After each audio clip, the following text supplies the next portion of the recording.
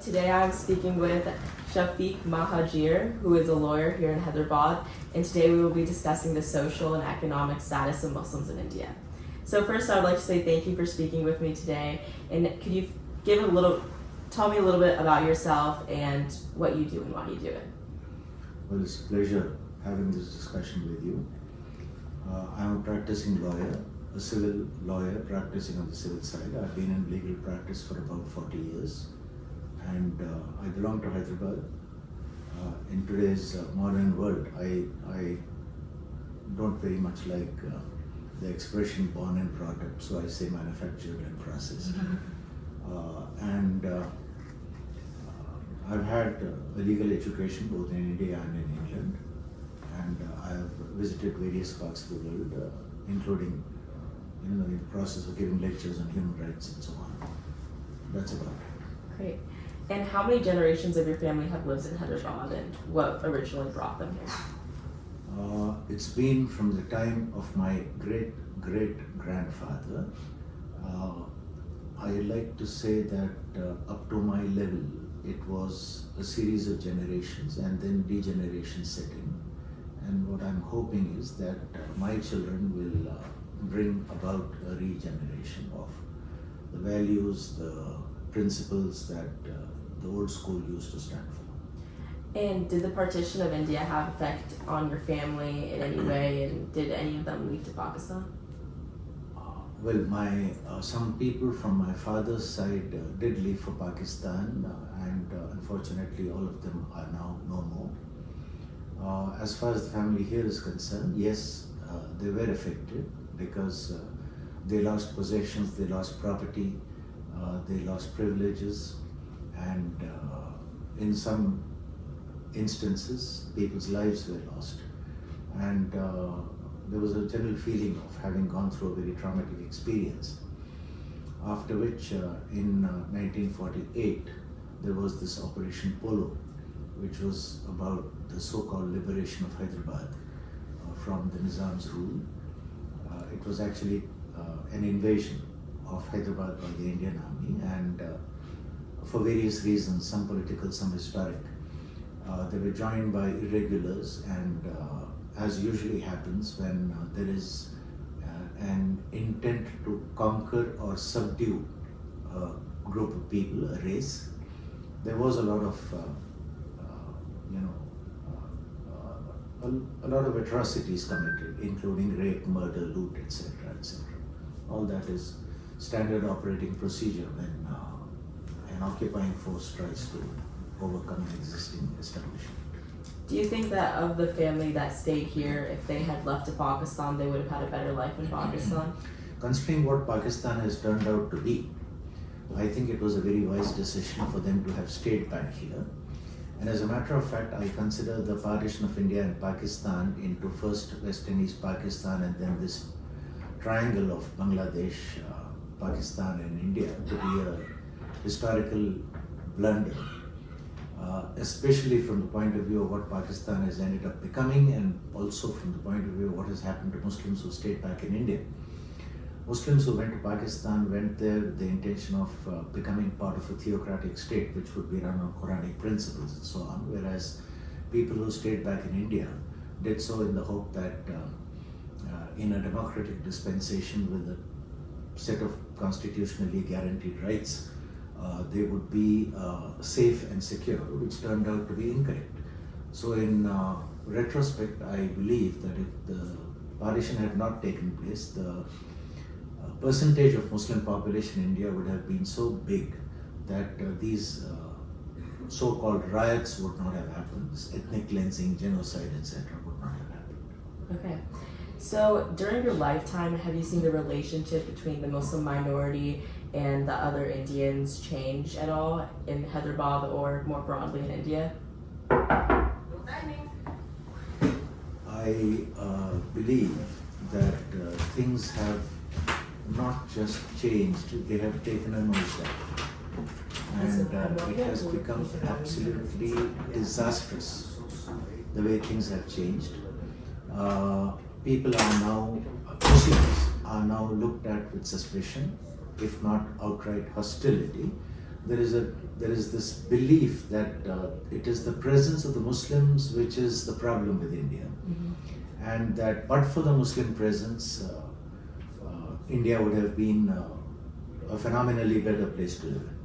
There's a lot of historical distortion as to what exactly was the mechanism by which Islam spread in India. And Muslim rulers are projected as invaders who looted, destroyed, and so on and so forth. Whereas if you see, it is only the Muslim emperors who consolidated various small fiefdoms, rajwadas, small kingdoms into one massive empire. And as one writer often says, that is where the term Mughal comes from.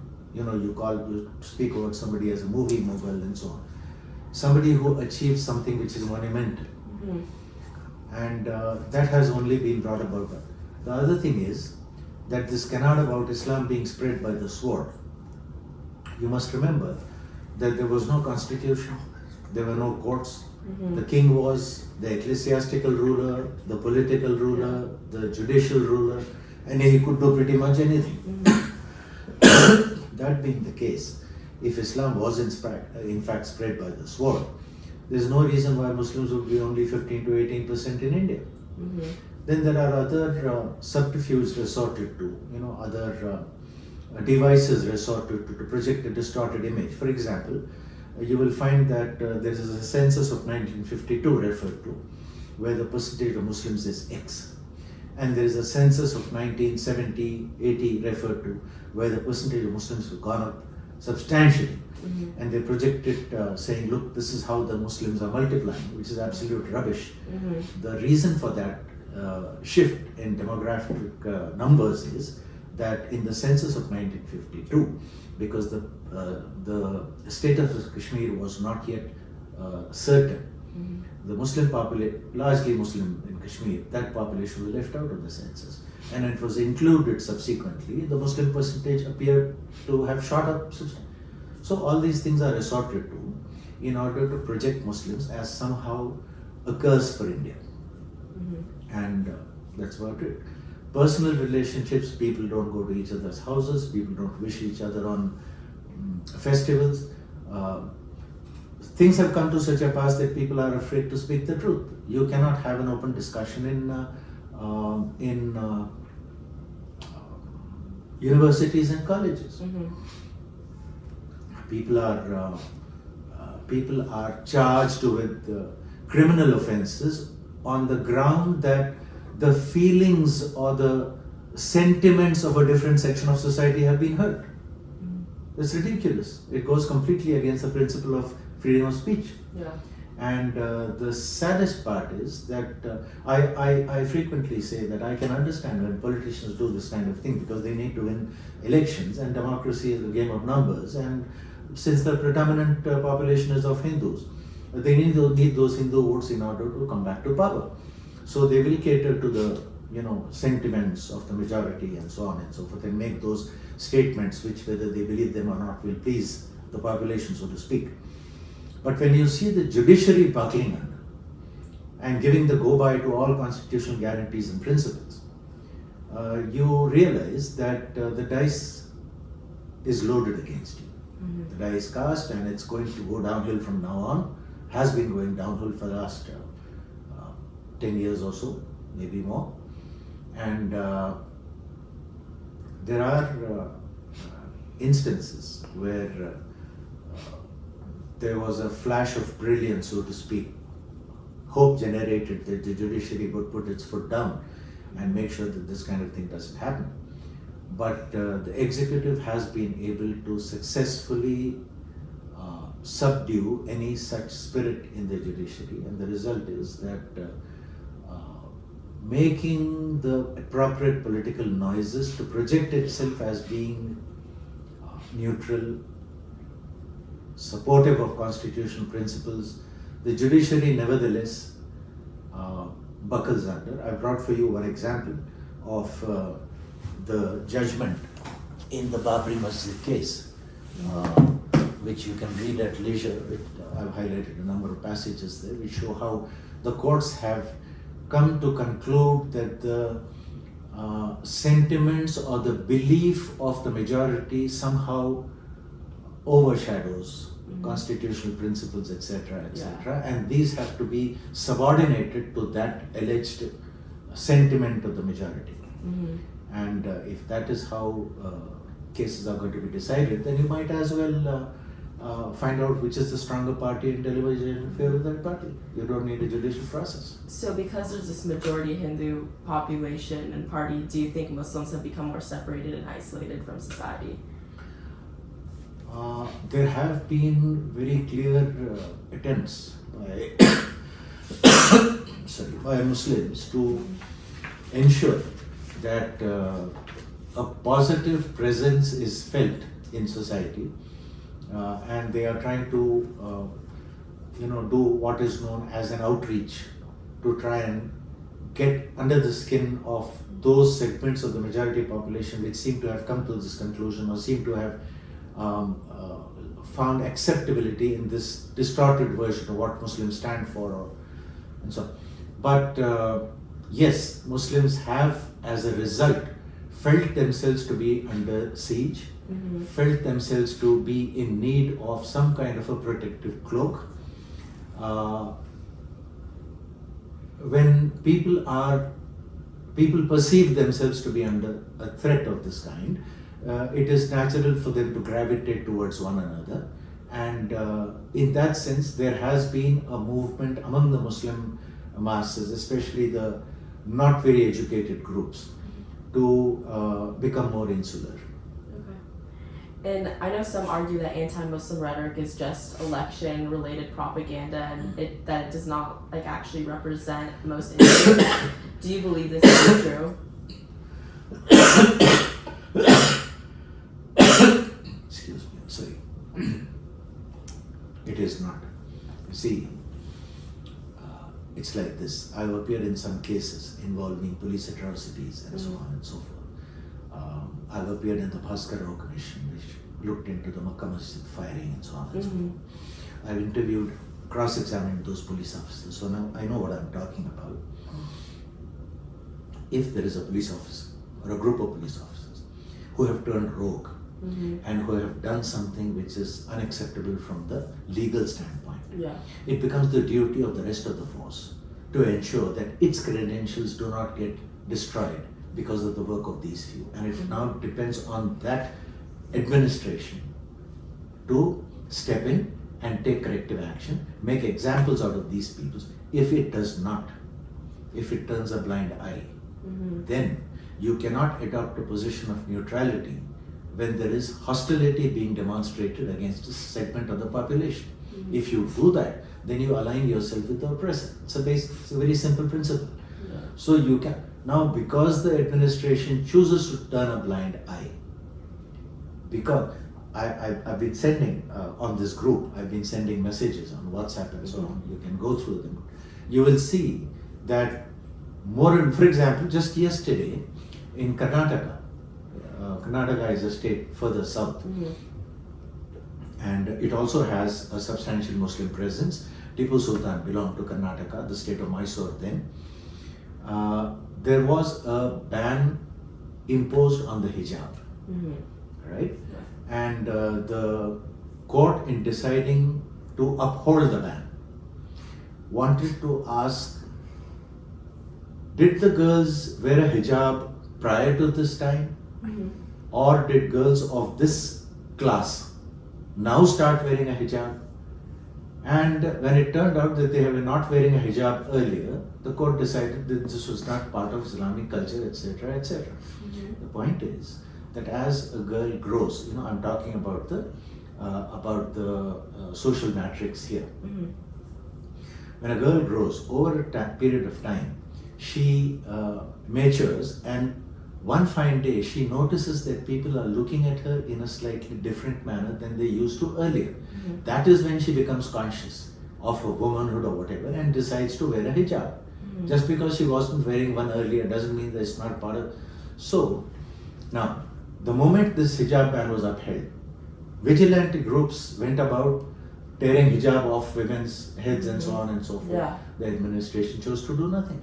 The judiciary chose to do nothing. Yeah. Now, when a Congress government has replaced the BJP government there, and an announcement was made that we would be removing the hijab ban, immediately militant groups have come out and said that there will be violence if it is removed. You follow? Mm-hmm. This is how, when the administration chooses to buckle under the threat of unconstitutional extra-legal methods being adopted by the majority community to subdue the minority community, it is but natural for the minority community to assume, to come to the conclusion that the state and the administration and judiciary are not going to come to your aid. Yeah. So brother, you're on your own. Yeah. Now, if you see, the same thing happened in the Makkah Masjid firing matter. A lot of people were, some people were killed, a lot were injured and so on and so forth. There was no accountability at all. As a matter of fact, the police officers concerned who literally admitted to terrible wrongdoing, were promoted. Yeah. And so on. So you find that even when there is a threat of law being violated by somebody, the state administration does not do anything. Not even a warning is sounded. Yeah. If you do things like this, the law will... No. They have this standard statement, this phrase, the law will take its own course, which means rubbish. It doesn't mean a damn thing. Yeah. So do you think for you personally, anti-Muslim sentiment has affected the way you feel and your family in India, and if you feel that I like to project myself as very broad-minded, very liberal and so on and so forth. It has not affected me. It has not affected my thinking, but I have certainly realized that Ambedkar, Nehru and company, when they came out with this constitution, the Constituent Assembly of that time, when it came out with this constitution, they were being very naive. They believed that future generations would be persons holding the same principles that they did, that they held, and that it would all work very smoothly. It did not. And it turns out that what happened was a fraud on the constitution. For example, there were reservations which were guaranteed for scheduled castes and scheduled tribes, which were discriminated against for centuries. And to bring them on par with the rest of the population, discrimination affirmative action was resorted to. It was stated that it would be for a period of 10 years and would thereafter end. 10 became 20, 30, 40, 50, 60, 70, and we still have those reservations. So my point is, if at that time you had said that this would be for 70 years, nobody would have agreed. So you get people to agree, and then you change the goalposts, you change the rules of the game. And then, another thing, when the Muslims were in power, okay, they had political patronage, they had positions in the government and so on and so forth. Then a policy came in. That policy was to discriminate against Muslims. Now this is not stated policy. This is implemented policy. It's like applied law. You apply law in a different manner, discriminatory manner. So the result was that Muslims lost their revenue collection rights. You probably would not know about it. There was something known as the Inam Abolition Act. The state would make a grant in favor of somebody. That would be called an Inam. Those Inams were abolished. There was the Jagirdar system, that somebody would be the owner of an estate and he would collect the revenue of that estate and give part of it to the state. That Jagirdar abolition regulation came in. So Muslims were deprived, denuded of their political power, their economic power, and because they were not used to certain things, they did not choose to educate themselves very much, and as a result of that, they lost out in the economic development of the country by not being able to secure the kind of employment, etc., that other segments could secure because of education. In addition to that, there was this misinterpretation of the constitution. There are there's Article 14 in the Constitution which talks about equality and equal protection of the law and equality before the law. There is also Articles 15 and 16 which talk about education and employment. And 15 and 16 say that the state shall not discriminate against any person on the ground of religion, race, sex, place of birth, etc., etc. And 15, which talks about education, sub-article 4 of Article 15 says, notwithstanding anything to the contrary, nothing in this article shall prevent the state from making any law for the upliftment of economically and socially backward, educationally and socially backward classes of citizens. All right. Now, the argument which the court found acceptable was Muslims are a homogeneous group. In Muslims, there is no caste system. Yeah. Okay. A rickshaw puller stands next to a nobleman at the masjid. So they are all equal. And the expression is socially and educationally backward. Every word in the Constitution is important. The word "and" means that they must be socially backward as well as it's true Muslims are educationally backward. Socially they are not backward. Therefore reservation cannot be done for them. Yeah. My argument is, if you look at how this article begins, it says the state shall not discriminate against. It is hostile discrimination alone that is prohibited. Affirmative action is not only provided for, it is mandated, it is a constitutional imperative. Yeah. So the courts very willingly accept that argument which dovetails into their belief system or the belief system of the majority, and that results in a very oppressive regime coming in place as far as the Muslim minority is concerned. And do you think this oppressive... If you think I'm talking too much about a certain topic, and ask me to shut up. No, that's okay. Do you think this oppressive regime has caused Muslims to not be able to practice their religion freely, or personally for you, you feel like you haven't been able to practice your religion freely? I will put it this way. The answer is yes and no. To answer that question, you need to understand what religion is. Religion is not going to the masjid and praying, fasting at home, and giving your zakat and so on and so forth. This might appear to be, deviating a bit, but there is this question asked about child marriage in Islam. Okay, how can a girl of 13 years be married? How can a girl of 15 years be married? Okay, her body is not capable of bearing childbirth and so on and so forth without destroying her own health, blah blah blah. So Islam is somehow some kind of a retrograde, obsolete system which is barbaric, and it gives away young children in marriage. And the answer is that Islam does not consider majority something linked with a magical number. For example, here the Indian Majority Act says if you turn 18 you become a major. What's the difference between you when you are 17 years, 364 and a half days, and that 12 hours later? There's none at all. Whereas what Islam incidentally is not confined to one location. It's spread all over the world. Different climatic conditions, different ethnicities, different belief systems, cultural systems. What Islam says is when a girl attains puberty, that is when she becomes of marriageable age. Now, the rhetorical question that Islam asks is, these are considered, in today's world you find promiscuity being, perfectly all right. People have live-in relationships right, left and center, and it's considered acceptable.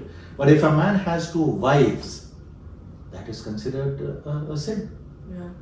So what Islam says is, all right, here is a young man, here is a young lady, both of them below the age of 18. And they have this normal physiological urge. How do they satisfy? Either they go and do something which is considered sinful, immoral, unethical, blah blah blah, or they come together in a legitimate relationship where everybody knows that these people are in this kind of a relationship in a legitimate. What Islam tries to do is to build a wholesome society free from the state of guilt and blah blah blah. Now, if you don't see it in that context, then can you practice your religion? Of course you can. Who stops you from going to the mosque? No one stops you. Who stops you from fasting? No one stops. But that's not all that religion is. Religion encompasses, in Islam, all facets of your life. There's nothing that is divorced from religion. Everything that you do, your marriage, your education, your employment, everything has to be governed by those ethical and moral principles that Islam mandates. Yeah. So it's interlinked, it's very deeply intertwined with this. So you can't say, yes, I am free to practice my religion. I am and I am not. It depends on what religion is for me. You will find segments of Muslim society we say, why the dickens are you concerned with politics? You practice your religion at home. What's the problem with that? The roads are better, they don't have so many potholes and so on and so forth, which is not the case there. Now I believe there is a move to move the High Court also from the old part of the city to the new part. Yeah. Now, if you move away all the institutions of governance from there, naturally that part of the city will not develop. Yeah. Slowly, it dies out. Yeah. The people there get marginalized.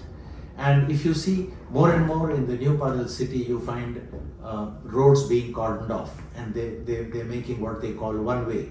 You can go only so far, 3-4 kilometers, turn around and come back in a U-turn if you want to go here. Mm-hmm. What that means basically is that people who earlier used to ply cycle rickshaws, people who would like to travel on bicycles, for example, they can't. Yeah. Because so you are effectively driving out the poorer sections of society from mainstream and marginalizing them.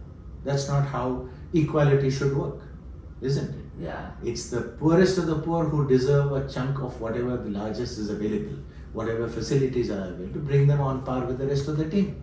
Yeah. Do you think these changes are driven by religious motives, like bias against Muslims? I think there is certainly an element of religious motive involved, although not to a very great extent, because now presently in the old part of the city also, the Muslim presence is not what it used to be. After the Gulf opportunities opened up, there were massive migrations of Muslim youngsters wanting to better their circumstances, and then when they came back with some money and chose to buy houses or apartments or whatever in better parts of the city and moved out of those. The older generation, many of them would have expired. And so the demography is not the same now. So I don't think religious motive is very much. But it's difficult to do away with something and build something new in its place rather than build something on a plain piece of paper. So the administration probably prefers to work in these areas rather than that. There's another problem. The judiciary in India is notoriously lethargic. Okay, it takes donkey's years for anything to happen, except when the administration wants it to happen in a jiffy.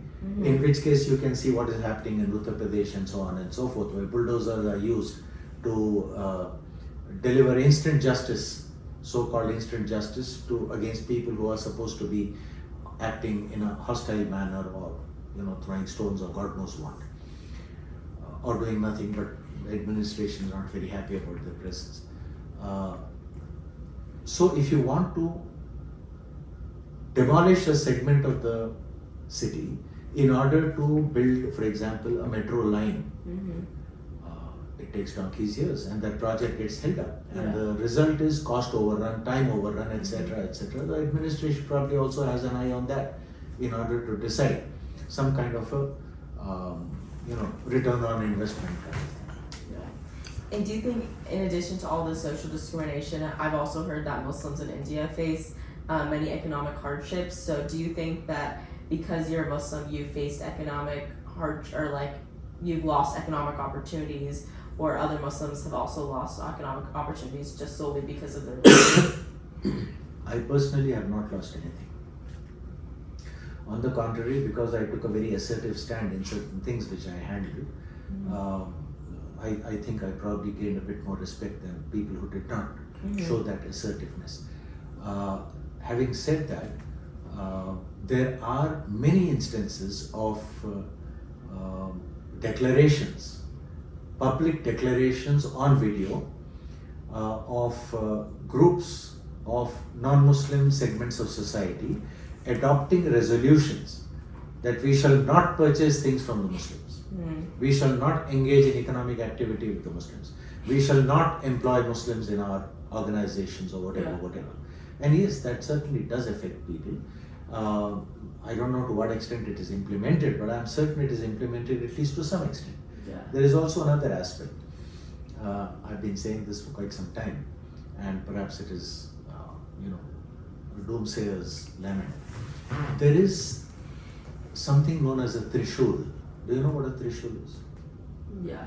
A trishul is a three-pronged spear-like thing, Yeah. which the saints of the Hindu community Yeah. often carry.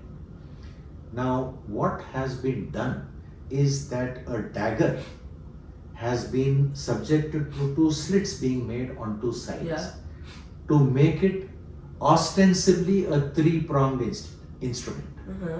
And those daggers have been distributed in so-called Trishul distribution melas. A mela is a fair Mm-hmm. where political leaders, members of legislative bodies stand and distribute. These have been distributed in the hundreds of thousands. Why? Assume that there is a confrontation. Assume that there is conflict between the Muslims and the Hindus or the Christians and the Hindus. Mm-hmm. Are these weapons not going to be used? Is it not a clear case of arming a segment of the society Yeah. in order to enable them to more easily subdue another population? Yeah. And you will also appreciate that when a large mass of people does something like this, the police is never enough to cater to them. The police is basically meant to regulate law and order, the occasional murder, etc., etc., stuff of that kind. Not a mass uprising of this scale. Yeah. For this, the army has to be called in. Yeah. And the army is not allowed to move unless the civil administration calls for it. Mm-hmm. That civil administration's communication must reach the commander of the army, and that must have the proper seals, etc., in order for him to be able to act upon it. Mm-hmm. Now, if this kind of a conflagration takes place, and people attack not just members of the other community, but also places where the armed forces armories are kept, what will the armed forces be compelled to do first?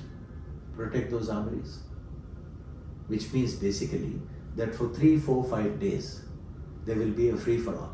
Yeah. And when you have an 80% of the population raised against a 20% of the population, you know very well what is going to happen. Yeah. After that, focus shifts to rehabilitation, blah, blah, blah, which is exactly what happened in Gujarat. Mm-hmm. And then later on, relief camps run by private individuals were directed to be closed down forcibly, and so on and so forth. People who tried to be supportive of the minority population then are still paying the price. Yeah. And so what about the education level of Muslims versus non-Muslims? Do you think that there's a difference, and do you think that it will eventually affect the economic status of Muslims later on in their lives? Muslims today do not educate themselves Yeah. the way the non-Muslims do. And that certainly does impact their employment opportunities and so on. Mm-hmm. And among Muslims also, you will find that the girls are educating themselves Yeah. with greater enthusiasm Yeah. than are the men. And part of it could be because of a sense of hopelessness setting in. Mm-hmm. But those people who are motivated, who are desirous of improving their chances in life, who are of the view that at the end of the day, truth and justice will prevail. These are all aberrations which are taking place. But one fine day, the sun will rise again. Yeah. They continue to educate themselves. I know one Muslim gentleman, a client of mine, he has 400 patents to his name. He's a scientist. Mm-hmm. There are people like this. But if you look at it in terms of a percentage of the population, you'll probably find 1 or 2% of the population motivated in this manner, educating itself in this manner. By and large, you will also find economic activity is also affected, not just because of the education.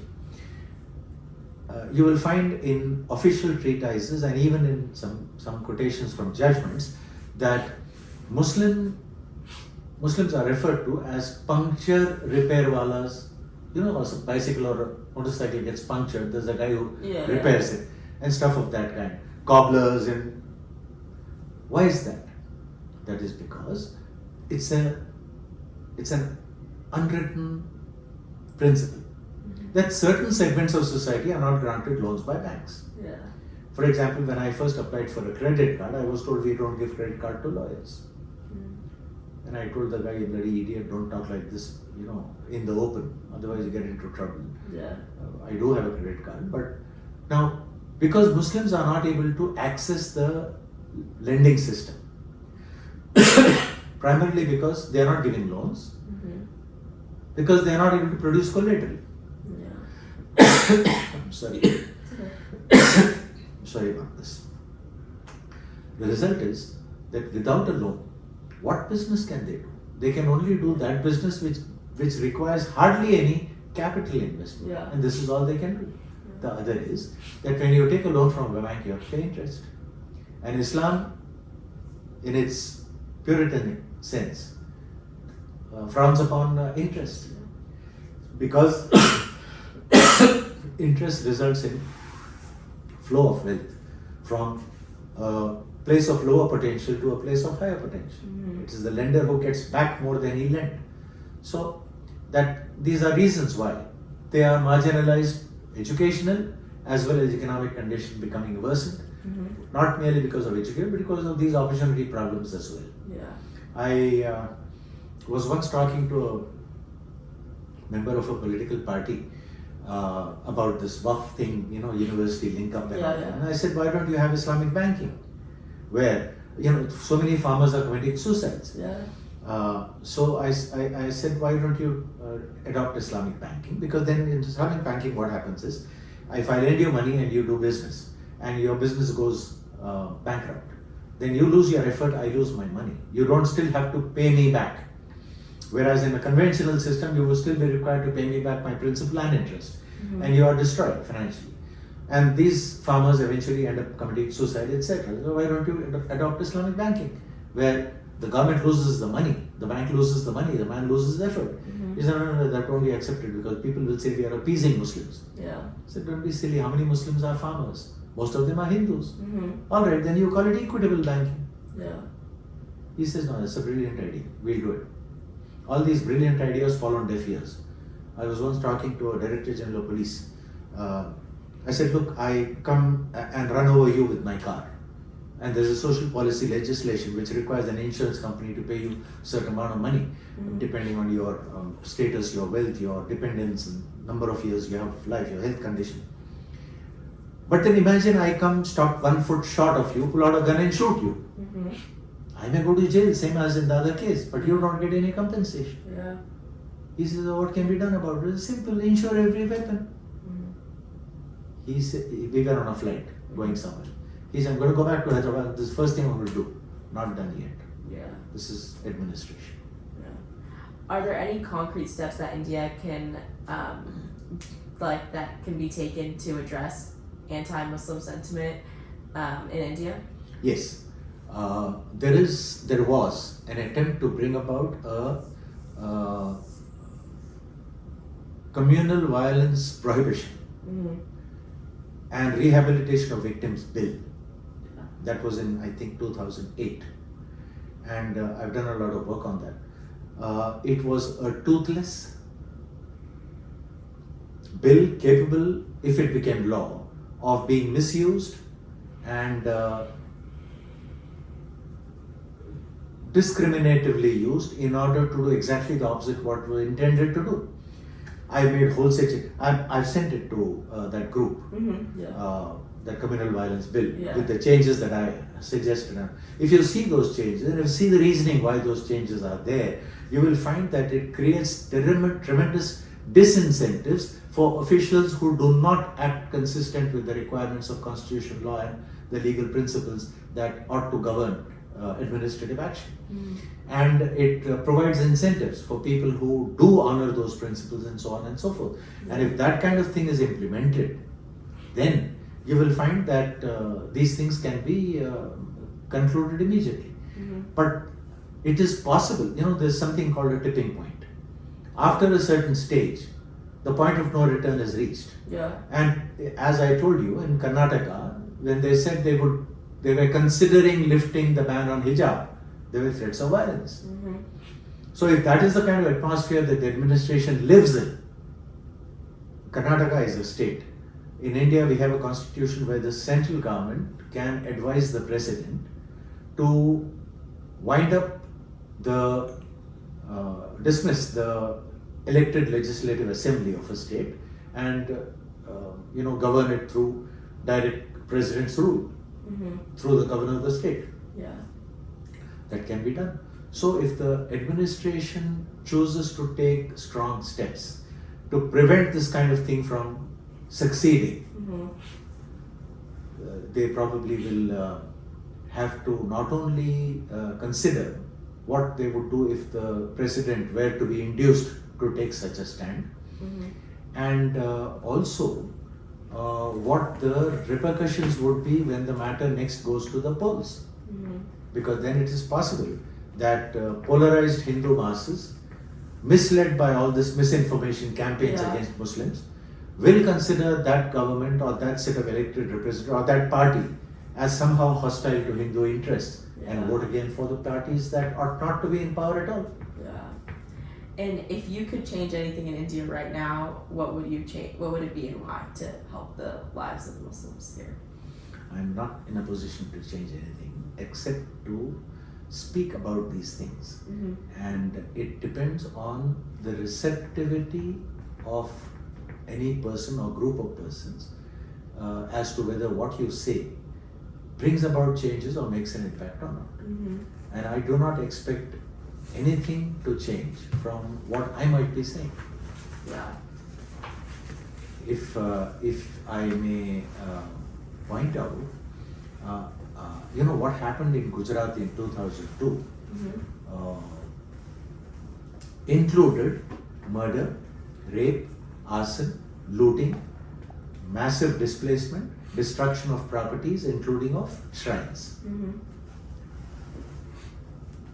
Mr. Modi was then not the Prime Minister. I don't remember now whether he was the Prime Minister or not, but he was being interviewed by Mr. Rajdeep Sardesai. And this interview appears in a book called The India That Can Be. Yeah.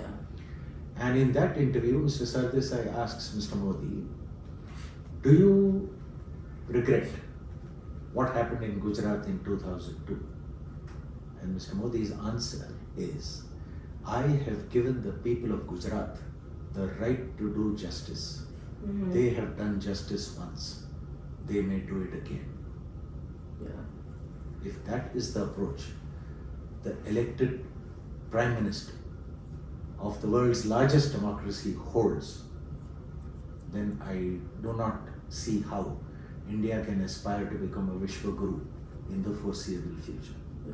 A lot of things have to change, political perceptions have to change, the approach of the judiciary has to change, the commitment of elected representatives, of politicians, whether in opposition or in power, Mm-hmm. the commitment of the judges to the requirement of ensuring that justice is not only done but is seen to be done, Yeah. has to be reinforced, has to manifest itself with the robustness, the aggression, the assertiveness that the Constitution visualized it would Yeah. for things to change.